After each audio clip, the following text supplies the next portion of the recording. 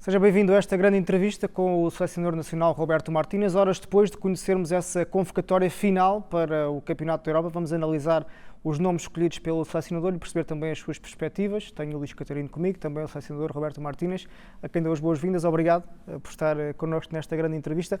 Vamos tentar passar em revista as suas opções, perceber um bocadinho o que é que o levou a escolher este ou aquele e o que é que pretende, sobretudo, do jogo, não tanto aquilo que cada um pode dizer. E se calhar começávamos um bocadinho mais atrás. Os guarda-redes não há discussão, porque já sabíamos que aqueles eram os seus 3 guarda-redes, mas olhando para o Pep, há essa dúvida para quem está lá em casa. Que condições é que Pep tem para chegar a este Campeonato da Europa, físicas, sobretudo, porque personalidade, empenho, qualidade, nós sabemos quem são. E perguntar-lhe também, aproveitar desde já, porque olhamos para a convocatória e tem Pep, Ruben Dias, António Silva, Gonçalo Inácio, o Danilo, que me parece que também é central para si, portanto 5 centrais. Se isso tem um bocadinho a ver com a questão física do Pep ou não, ou se tem a ver com alguma alternância tática que pode ter durante este europeu. Sim, acho, se posso contestar a segunda questão, gostamos de ter 5 centrais, porque são jogadores diferentes, mas dá opções à nossa estrutura de jogar com 3 centrais, de jogar com uma linha de 4, que jogar com uma linha de 5, e acho que os adversários que nós temos à frente precisam dessa flexibilidade tática. Então, o Totti Gomes, que foi um jogador de um perfil pé esquerdo fisicamente muito forte, teve azar porque é o 6º central e tivemos que a estrutura precisa de 5 centrais. Depois, a lista é uma lista que não é um momento único, não é um período de reflexão dos últimos 3, 4 meses e fazer uma lista nova, é uma lista que mostra o trabalho de quase 18 meses. É importante sempre olhar para um momento de forma do jogador, mas também é importante ter uma continuidade em jogadores para poder executar conceitos. No futebol de seleções é difícil criar uma sincronização com uma mudança continuada de jogadores. Então a lista mostra isso, a lista não mostra um jogador que não teve um rol com a seleção em algum momento durante os últimos 6 estágios, e é aqui porque nós tivemos um trabalho muito difícil de preencher 26 lugares com 33, 34 jogadores que tiveram um papel como a seleção durante a fase de apuramento. Permita-me colocar uma questão mesmo em relação ao Pep e às opções para a defesa da seleção portuguesa, porque há uma variante que é facilmente identificável, que é a questão do Danilo ou João Palhinha, que podem fazer o híbrido, chamado híbrido, entre terceiro central e também saltar para a zona do meio campo, dependendo do adversário. E eu acredito que o Roberto Martínez também tem uma noção muito clara de quais são as características da Chequia, da Geórgia e da Turquia. O que eu lhe perguntava é se, da mesma forma como há vários meses, quando o Roberto Martínez entrou e definiu muito especificamente que o Diogo Costa ia ser o número 1 da baliza, também estaria em condições, tal como o Nagelsmann fez, que a dupla centrais vai ser o Rudiger e Tá, de identificar Pepe e Ruben Dias como uma dupla preferencial, independentemente da dinâmica Palhinha-Danilo? Sim, posso contestar a primeira pergunta que não contestei do Pepe, porque esqueci de dizer que o Pepe está apto. Medicamente tivemos uma conversa muito importante, muito detalhada com a equipa médica, e um jogador, que é o Rafael Guerreiro, não está apto para o primeiro treino, o primeiro dia do período de preparação. Mas o Pepe, esperamos que o Pepe está apto para o primeiro dia do treino, então não é um problema físico, não há uma dúvida deste nível. É importante que nós utilizamos a flexibilidade tática, e acho que jogar contra Portugal, gostaria que há uma dúvida, que o treinador adversário nunca tem certeza de que é o Pepe e o Ruben Dias que vai jogar. Acho que... Ou se o Palhinha baixa ou não baixa. É importante para nós ter uma dúvida, ou criar uma dúvida no adversário. E permita-me também a curiosidade em relação ao perfil Inácio ou António Silva? Se fosse preciso um deles jogar, em que cenários é que um pode ser mais útil do que o outro? É mais simples. O sentimento durante o treino dá muitas soluções. Nós podemos falar de um perfil, pé esquerdo. O Gonçalo Inácio tem um pé esquerdo. Podemos falar de um perfil do pé direito. O Rubén Dias, o Pepe, o António Silva tem pé direito. Mas é importante ver o momento durante o treino. Há situações que as decisões do quem está no 11 inicial é um papel específico, porque joga com uma ponta de lança que é com umas valências específicas. Mas é mais importante o período de treino antes do jogo. Para lhe dar a resposta que quer. E os jogadores conhecem isso. A nossa metodologia é que o treino dá resposta. Então, para nós é importante ter opções, flexibilidade. Podemos jogar com 3 centrais, podemos ter um jogador híbrido, podemos ter jogadores por fora que jogam por dentro, podemos jogar jogadores que fazem toda a ala.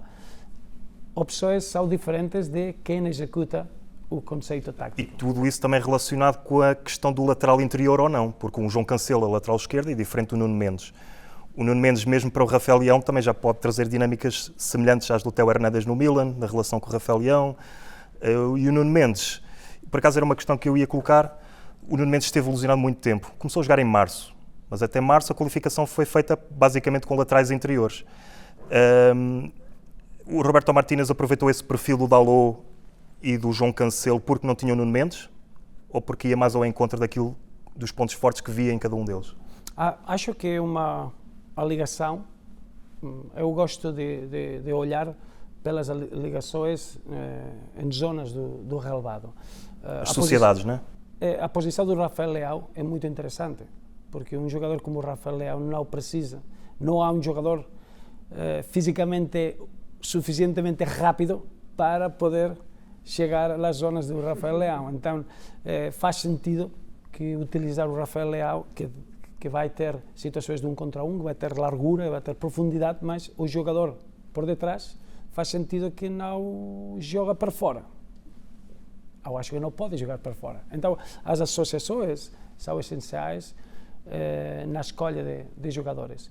Durante o período de apuramento, acho que a versatilidade e a polivalência do Dalot e o Cancelo foi mais ou melhor que trazer um jogador novo, que depois tem um problema, porque o Nuno Mendes consideramos que é o jogador melhor desse perfil.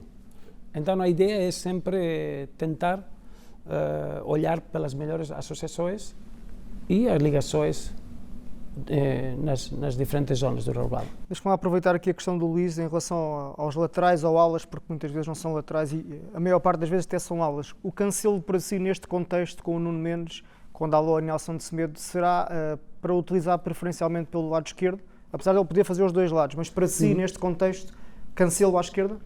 Não, precisamos de trabalhar o conceito com os 10 jogadores de campo. Não faz sentido de falar de um jogador agora. Sem dúvida, acho que o Cancelo e o Diogo Dalot podem jogar nas duas alas. O Nuno Mendes joga pela esquerda e o Semedo pela direita. Acho que a nossa estrutura é isso. Os papéis dos jogadores são muito claros. Um bocadinho mais à frente, falámos aqui no início da questão do Danilo. Parece-me que o Danilo é cada vez mais um central e não um 6, mas que também pode jogar a 6. Tem o Palhinha, que também faz 6, e leva o Ruben Neves, que tem outras características, mas também é um 6. O porquê das suas escolhas, como é que olhou para essa versatilidade e a questão híbrida também, não é? Porque o Danilo pode fazer central, faz muito bem, aliás, ele já é um central, mas o Palhinha também o pode fazer, o Ruben Neves nem tanto. Concordo, acho que o Ruben Neves é um 8. Acho que é um jogador que pode estar na construção do jogo, mas é um jogador que chega muito bem, tem o último passe, acho que é mais precisa de um box-to-box na zona de influência, é o número 8. Acho que o Danilo pode fazer isso, é importante que o Palhinha e o Danilo tenham uma fisicalidade que é importante para a bola parada também, nas duas áreas. E depois o João Neves é um 6, é mais uma posição que é especialista a proteger e dar uma boa estrutura, reagir rápido, defender muito rápido, que é muito importante para uma equipa que quer ter o controle da bola. Mas o Rubén Neves é mais um jogador de espaço à frente, mais 8 que as posições do Palhinha, João Neves e o Danilo. Eu aproveitava aqui também para colocar uma questão do meio campo para a frente, tem a ver com o Pedro Neto e também com o Francisco Conceição. E começaria pelo Pedro Neto, porque ele voltou agora a jogar contra o Liverpool, fez 12 minutos, sensivelmente, após 2 meses e meio ausente. E desde fevereiro, que não fazia mais de 50 minutos num jogo. Preocupa-o a falta de ritmo competitivo dele, ou o menor ritmo competitivo dele. Eu acredito que uma mais-valia dele para argumentar que ele esteja na convocatória também seja, para além da grande qualidade que ele tem, seja uma possível polivalência para também defender como quinto homem na faixa lateral e a versatilidade que ele tem a jogar na direita e na esquerda, mas também já fazer parte do grupo há mais tempo. Preciso. Acho que a primeira questão é que o Pedro Neto está a trabalhar durante 3 semanas e agora está apto e fresco também. Não podemos ter tudo. Quando há jogadores que jogam tudo, não tem frescura. Quando há jogadores que não jogam, não tem a intensidade que precisamos. O primeiro é que agora não é um estágio curto, não é um estágio de 4 dias e ter um jogo, é um estágio agora, um período de preparação. Teremos 3 jogos amigáveis. Acho que o processo natural é que o Pedro pode jogar 30 minutos, 45 e 1 hora e depois está preparado para um torneio. A versatilidade, a polivalência do Pedro Neto é o ponto forte. Pode jogar na ala esquerda, pode jogar na ala direita, é um jogador com muita capacidade pela transição e é um jogador que dá opções de uma linha 5, pode jogar de ala, pode jogar em posições diferentes. E reparei na conferência de imprensa também destacou muito a questão do Ricardo Horta, que até lamentou de certa forma ele não ter ido, e outros também terá havido que teriam a oportunidade para estar na convocatória e não foram. Mas o grande ponto forte do Francisco Conceição é a forma como vê baliza, drible, dá qualquer coisa diferente. É verticalidade. Verticalidade, um jogador objetivo, um jogador com uma personalidade para mudar momentos durante o jogo. É um jogador que durante os últimos 5 ou 6 meses foi um jogador individualista, mas de equipa. É um jogador cheio de contradições. É um jogador de muito trabalho, mas tem o último passe, tem o golo que marca o momento chave do jogo. E consistente. Está a jogar muitos minutos, jogos importantes, Liga de Campeões, disciplina tática, sem bola, com bola, tem um alto número de recuperações no campo do adversário. Há aspectos que objetivamente são claros de que o Chico Conceição fez uma época superlativa. Depois há o aspecto que gostei muito do caminho do Chico. Durante o Europeu com o Sub-21 foi um momento importante para ele mostrar personalidade, muita responsabilidade durante os jogos e ter um período difícil com o Ajax e como gerir como a situação de afrontar a adversidade e mostrar que cresceu muito, com muita maturidade e agora temos um jogador perfeito para um torneio. O Trincão do Sporting poderia ser o jogador mais próximo do Francisco Conceição nas características, sim ou não, e porque fez também uma segunda metade da época muito boa, e já agora perguntar-lhe se teve algum tipo de dúvidas e se a convocatória de março, em que o Francisco pôde, o Trincão infelizmente para ele, por questões físicas não pôde, se isso pesou na sua decisão final? Pesou porque acho que para o selecionador, para a equipa técnica, nós olhamos sempre para o jogo dá soluções. É difícil que precisamos de dar sempre com a solução correta. É melhor olhar ao jogo. E o Trincão esteve chamado na lista de março e esteve lesionado.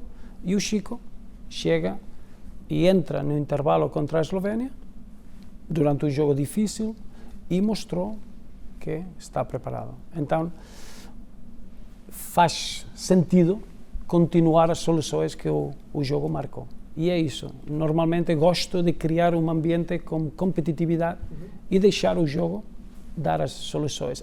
Claramente, acho que o Trincão, ao nível do clube, fez uma época que merece estar na seleção, mas quando olhamos a outros jogadores, o Chico agora esteve à frente para a lista. Eu reparei no desempenho do Mateus Nunes, que foi um jogador trazido em março e que jogou bastante bem, com uma característica diferente dos outros centrocampistas, pelo poder de ruptura, capacidade que ele tem para pressionar, a agressividade. Foi determinante para si o facto de ele não ter tido tantos minutos no Manchester City? É porque é difícil para nós saber se o Mateus Nunes pode jogar 2 jogos no espaço de 4 dias. E é uma dúvida porque durante março a ideia era para o Mateus jogar os 2 jogos e depois do primeiro jogo ele não está apto para jogar o segundo. Então há uma situação que temos outros jogadores semelhantes. O Rubén Neves é um jogador que tem o espaço, pisa os mesmos terrenos que o Mateus Nunes, o Otávio também, e a decisão é a dúvida se o Mateus, nós conhecemos muito o que pode dar na seleção, mas não sabemos durante que período. Durante o torneio. Eu tinha só uma questão para colocar, porque me deu a sensação que na fase de qualificação, que foi implacável dos 10 em 10, que houve uma maior valorização dos médios, como não tinha havido anteriormente na Seleção Nacional, antes à sua chegada. E parece-me que os médios são os novos avançados, pela forma como o Bruno Fernandes entra vindo de trás, o próprio Otávio, o Bernardo Silva já traz outra característica também mais universal, portanto não tanto de conclusão, mas de participação em terrenos interiores. Também lhe queria colocar uma questão sobre o Bernardo Silva. Mas se concorda com essa ideia de maior valorização dos médios, em que também é muito importante esta articulação que falava das sociedades, dos avançados também saberem abrir espaço para a chegada de médios como o Bruno Fernandes. E depois a questão do Bernardo Silva, eu nunca o tinha visto com tanta liberdade na Seleção Nacional. Equaciona de posição base colocar o Bernardo Silva mais centrado, inclusive a 6, como já aconteceu no Manchester City quando não havia o Rodri contra o Arsenal, para sair melhor da zona de pressão alta do adversário? 2 notas. Acho que é importante reconhecer que o futebol moderno tem adversários com estruturas defensivas no bloco meio muito boas. Então nós precisamos de ter mais jogadores na zona central e o papel dos meios é ainda mais importante. Mas a outra nota é tentar mostrar o nosso talento da melhor forma. E a melhor forma é utilizar o Bruno, é utilizar o Bernardo. A melhor forma não é uma forma fechada, é da liberdade. Uma força do Bruno e o Bernardo é a decisão. Então a decisão durante o jogo, nós precisamos de, dentro de uma estrutura, abrir o espaço do jogo. É importante que o Bernardo pode começar a movimentação fora e terminar dentro. Esse elemento de surpresa fugindo da faixa lateral para o meio é decisivo também, para ele ser mais determinante ainda? Movimentos diagonais, movimentos de fora dentro, rompem estruturas defensivas. Então, isso é importante. É mais para utilizar o talento que nossos jogadores têm e também queremos controlar a bola, queremos defender com bola. Isso precisa de ter jogadores e dar muito foco aos jogadores do meio campo. Deixa-me olhar um bocadinho para a frente. Cristiano Ronaldo e Gonçalo Ramos, normalmente as questões são muito à volta da utilização do Cristiano, o que é que o Cristiano pode dar, mas eu acho que já não vale a pena fazer essa questão, porque ele prova no campeonato onde está que continua a marcar. O que lhe pergunto é se os dois podem conviver no mesmo jogo ou não, tendo em conta as suas características, e até que ponto é que poderia ser uma solução interessante para explorar em determinados jogos. E acho que o nome que aparece é Diogo Jota, porque acho que nós, uma opção é ter 2 pontas de lança, e o Gonçalo e o Cristiano jogaram contra a Eslováquia, então precisamos mais ponta de lança que pode também ter opções. Acho que a competitividade é importante. Pode jogar o Gonçalo e o Diogo Jota, pode jogar o Cristiano e o Diogo Jota, mas ter 3 pontas de lança faz parte da nossa ideia. Durante a fase de apuramento utilizamos isso e acho que vamos ter adversários que precisam de ter 2 jogadores mais na área que jogadores entre linhas, então é uma opção importante. Ao dia de hoje, o que é que mais o preocupa para este Campeonato da Europa, se é que tem algum tipo de preocupação? Conhecemos agora a convocatória, faltam alguns dias. O que é que mais o preocupa? O momento dos jogadores, o estado físico deles? Ainda há jogos também, se por acaso alguém pode ter uma lesão, não é? Eu acho que faz parte. Lesões, acredito muito no nosso trabalho no campo de treino para estar num bom nível. Acho que o ponto difícil é o aspecto psicológico que podemos ter em situações que nunca tivemos. Sofrer o primeiro gol, a primeira vez na Eslovénia, num jogo amigável, afrontar a adversidade durante um torneio é muito importante. O apoio dos turcos em Dortmund?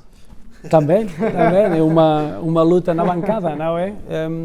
Acho que isso é importante. Os 3 jogos que nós temos são uma oportunidade para crescer no torneio. Os ganhadores raramente chegam a um torneio. Os ganhadores, as equipas ganhadoras crescem durante os 3 primeiros jogos e depois podem... e eu acho que gostaria de poder utilizar os 3 jogos da melhor forma possível. Está de certa forma ansioso ou não pelo início do Campeonato da Europa? Aquela ansiedade positiva, claro. Porque uma pessoa que está há tantos anos no futebol... Está aqui. Acho que o dia da convocatória é o primeiro passo. É um dia especial. Aqui agora podemos focar as nossas energias, os adeptos, o que a seleção dá e os jogadores. Os jogadores ainda têm um jogo. Há jogadores que estão agora a desconectar e preparar o primeiro treino, então acho que o período do europeu está aqui. Já estamos na compensação, mas tenho só mais esta pergunta que é quase uma curiosidade dos dois. Estávamos ali, antes de estarmos consigo nesta entrevista, falámos um bocadinho desta geração de jogadores, do potencial, do valor, e olhamos para trás, gerações diferentes, características diferentes, mas o futebol também hoje é diferente. Sentimos que esta geração e esta equipa provavelmente é das mais valiosas de sempre da Seleção Nacional. Sonhar, podemos sonhar todos, mas realisticamente Portugal tem possibilidades de chegar longe, e chegar longe é chegar a uma fase decisiva, meios finais, final de uma grande competição como é o europeu. Eu acho que não há seleções favoritas. Num torneio há candidatas porque têm jogadores de um nível que estão preparados para ganhar. Então acho que para nós, Portugal, somos uma seleção candidata. Mas, mais uma vez, não é o que nós somos agora, é o que nós podemos ser depois do jogo contra a Geórgia. E é isso, a equipa que somos agora, precisamos de ser uma equipa ainda melhor depois do jogo de Geórgia. Vamos ser portugueses, não é? E sonhar. Pelo menos sonhar podemos. Não pagamos ainda, portanto vamos sonhar que podemos chegar à final e conquistar este título. Se não sonhamos, não podemos conseguir. Vamos sonhar todos. Muito obrigado por esta entrevista, Roberto Martínez. Foi um gosto. Obrigado. Foi um gosto ter esta entrevista consigo. Grande entrevista com o selecionador nacional, Roberto Martínez, também no lançamento deste Campeonato da Europa. Já sabemos os 26 convocados e agora, como dizíamos, é sonhar que a seleção nos vai guiar também a uma grande classificação neste Campeonato da Europa.